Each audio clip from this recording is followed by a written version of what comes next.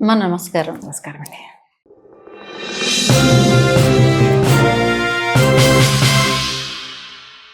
అసలు సనాతన ధర్మం అంటే ఏంటి? చాలా మంది ఎంతో మంది ప్రవచనాల్లో చెప్తూనే ఉంటారు ప్రవచనాల్లో. అయినా జనాలకి అసలు కొంచెమైనా ఎక్కుతుందో లేదో తెలియదు కానీ నేటి యువతకి సనాతన ధర్మం అంటే చెప్పే ఆన్సర్ ఏంటి మీరు?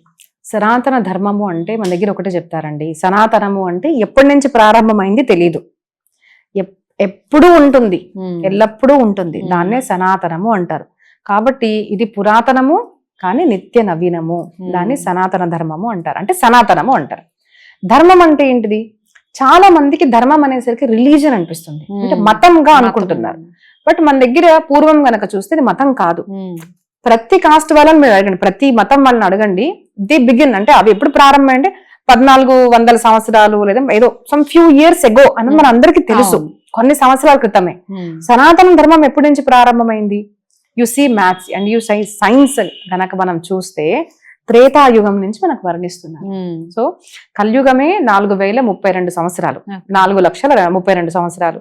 దానికి డబల్ మనకు ద్వాపర యుగము, దానికి డబల్ మనకు త్రేతాయుగము, దానికి డబల్ సత్యయుగము. ఇవన్నీ ఎన్ని ఉన్నాయంటే 4 యుగాలైనా కాదు, యుగ యుగాలుగా నడుస్తూనే ఉంది. సరే ఇవన్నీ అబద్ధం అనుకుందాము అంటే మీరు హిస్టరీ చదవండి, ఏ మతం గ్రంథాల్లో కూడా లేదు. మన భారతీయ ప్రతి ఒక్క పురాణాల్లో ఏ నది ఎక్కడి నుంచి ఉద్భవించింది ఎప్పుడు రాశారు? ఇప్పుడు కొత్త సైంటిస్ట్ రాయలేదు కదండి, మనం మర్చిపోతుంటాం. కానీ పురాణాల్లో ఏ నది ఎక్కడి నుంచి ఉద్భవించింది, దాని కలర్ ఎలా ఉండేది, దాని క్వాలిటీస్ ఏంటిది, అది ఎక్కడి నుంచి ఎలాగ ప్రవహించింది అన్నది కూడా మనకు చెప్పారు. ఆస్ట్రాలజీ ఉంది, ఆస్ట్రోనామీ ఉంది, జాగ్రఫీ ఉంది. ఎంత జాగ్రఫీ? జస్ట్ మన భారతానికి కాదు, సంపూర్ణ విశ్వానికి చెందిన జాగ్రఫీ మనకు మహాభారతంలో ఉంది. సో అంత పురాతనమైన సైంటిఫిక్ గ్రంథం ఏదైతే ఉందో అవి మన దగ్గరే ఉన్నాయి. అందుకోసం మనం కనుక రామ మందిరం అయ్యేటప్పుడు చూసామంటే రామ మందిరం ఇది కాదు అన్నారు. అప్పుడు మీరు చూడండి, శ్రీ రామభద్రాచార్యులు వారు తులసి పీఠాధీశ్వరుడు ఎన్నో ప్రమాణాలు మనకు వేదాల్లో నుంచి కూడా ఇచ్చారు.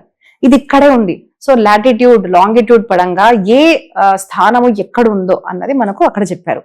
మీరు రీసెంట్ గా కూడా చూస్తే ఒక సంవత్సరం క్రితము ఒక ముస్లిం మాట్లాడనమాట, ఈ బద్రీనాథ్ మాది అన్నారు, బదరదేవ్ మాది మీరు ఆక్యుపై చేశారు అన్నారు. But when I read Skanda పురాణంలో మీరు గనక చూస్తే అది ఎలా చేయాలంటే ఇప్పుడు నన్ను చెప్పమంటే నేను చెప్పలేను. బట్ స్కంద పురాణం చదివి ఒక సైంటిస్ట్ గనక దాన్ని స్టడీ చేస్తే వాళ్ళ లాంగ్వేజ్ లో వాళ్ళకి నేను ప్రమాణం ఇవ్వగలుగుతాను, బట్ ఇది ఉంది ఇక్కడ చదవండి, అది వాళ్ళు చెప్పాలి ఏ లాటిట్యూడ్ లో ఏ లాంగిట్యూడ్ లో. బట్ అదే ప్రాంతంలో ఉంది, అక్కడ ఎలాంటి కొండలు ఉన్నాయి, ఆ కొండల యొక్క లక్షణాలు ఏంటిది, అక్కడ ఉన్న మట్టి లక్షణం ఏంటిది, అక్కడ ఏ హర్బ్స్ పెరుగుతాయి, ఎలాంటి చెట్లు పెరుగుతాయి, ఏ కలర్ లో ఉంటాయి, అక్కడ ఏం పంట ఉంది, ఇవన్నీ కూడా మనకు పురాణాల్లో ఉన్నాయి. సో ఎవరు కూడా మన దేశాన్ని అంత ఆక్రమించడం అంత ఈజీ కాదు, because the most scientific religion అంటే మనది. So first thing is religion కాదు, రిలీజియన్ గా భావించినా కూడా ఎప్పటి నుంచో ఉంది, ఎప్పుడు నాశనం అవ్వదే మన సనాతన ధర్మం అని భావించాలి. మరి ధర్మం అంటే ఏంటిది? ధర్మము అంటే లా. మన కాన్స్టిట్యూషన్ ప్రకారంగా కూడా ఇల్లు ఎలా కట్టాలి, ట్రాఫిక్ లో ఎలా బిహేవ్ చేయాలి, ఇవన్నీ ఉంటాయి కదండి లా. ఇలా చేస్తే మీకు అవార్డు, ఇలా చేయకుంటే మీకు పనిష్మెంట్. సిమిలర్లీ ధర్మంలో కూడా అలా చెప్పారు. ఒక స్త్రీతో ఎలా ప్రవర్తించాలి, మన సమాజంలో ఎలా ప్రవర్తించాలి, మాట్లాడడం ఎలా ఉండాలి, మీరు డబ్బు సంపాదించారు దానం ఇవ్వాలి అంటే 10 మందికి. కొత్తగా చారిటీ ఎవరు నేర్పించే మనకు అవసరం లేదు, మన శాస్త్రాలు చెప్పాయి. నువ్వు నీ భార్య నీ పిల్లలు కాదు 10 మందికి మంచి చెయ్యి, అదే ధర్మం అని చెప్పారు మనకు, అంతే కదండి. సో ఇలాగా ప్రతి మనిషి కాదు ప్రతి జీవి బాగా ఉండేలాగా చెప్పిందే సనాతన ధర్మము. మీరు పురాణాలు చదవండి, భాగవతంలో ఉంది. దేవుడు ఏమంటారు విరాట స్వరూపాన్ని మనకు భాగవతంలో వర్ణించారు, చాలా పురాణాల్లో కూడా ఉందన్నమాట. సో విరాట స్వరూపం అంటే దేవుడు ఏది అని చెప్పేటప్పుడు ఈ హాస్యం ఏదైతే ఉందో దేవుడి యొక్క ఏమంటారు బిజ్లీ అంటారు కదండి, అది దేవుడు హాస్యము అంటారు. దేవుడు ఏమంటారు కురులు ఏదైతే ఉన్నాయో అవి మేఘాలు అని చెప్తారు అనమాట, నల్లగా అలాగా అవి దేవుడు కురులు అంటారు. అలాగా రోమాలు అంటే చెట్లు. అంటే మనం దేవుడికి హాని కల్పిస్తామా? దేవుడు పూజ చేయాలి అంటే ఏంటిది? ఒక స్త్రీని మనం ఆరాధిస్తాం అనుకోండి, మన పిల్లల్ని మనం మంచిగా చూసుకోవాలంటే వాళ్ళ రోమాలతో పాటు అవన్నీ బాగా ఉండాలని కోరుకుంటాం కదా. మరి దైవ భక్తి అంటే ఏంటిది? దేవుడికి కనుక చెట్లు రోమాలు అయితే చెట్లుని కూడా రక్షించడం నా ధర్మము. దేవుడి యొక్క నాడి నదులు అంటే ఆ నదుల్ని కూడా రక్షించడమే దేవుడు నాడిని రక్షించడం కదా, పూజించడం కదా. సో ప్రకృతిని పూజించండి, ప్రకృతియే దేవుడు, ప్రకృతిలో ఉన్నవాడే దేవుడు అని ప్రతి జీవి గురించి కూడా మీరు రక్షణ చేయాలి. ఏ జీవిని కూడా హాని కలిగించకూడదు, ఎందుకంటే ప్రతి జీవిలో పరమాత్మ ఉన్నాడు అని చెప్పేది మన సనాతన ధర్మం అన్నమాట. సో అంత గొప్ప ధర్మము. మీరు అది నేను అందుకోసం అంటాను, మీరు బాగా భాగవతం రామాయణం విన్నారనుకోండి, you will become the lover of not just dogs, the whole ఏమంటారు యానిమల్ కింగ్డమ్.